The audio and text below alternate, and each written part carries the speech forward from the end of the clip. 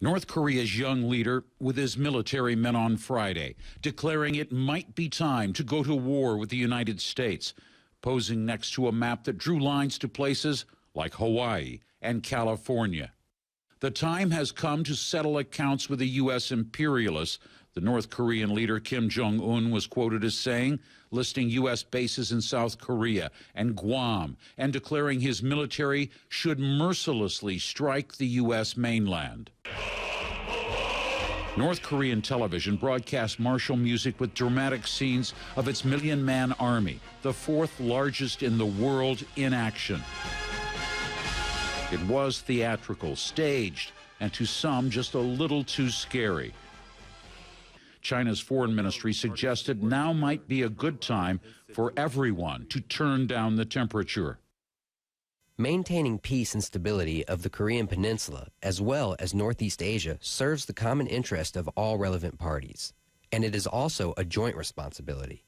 We hope relevant parties can work together to turn around the tense situation in the region.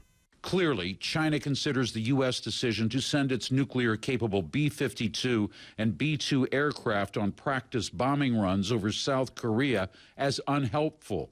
The U.S. insists it's just part of annual military exercises. But Beijing also seemed to send a message to Pyongyang that enough was enough. The message had little immediate effect. Friday, North Korea staged a massive rally in Pyongyang, whipping up national fervor. Tens of thousands of soldiers and civilians marched, pledging their determination to fight for the regime and defend their national honor. Amid the blistering propaganda, Kim Jong-un's Friday declaration had some fine print.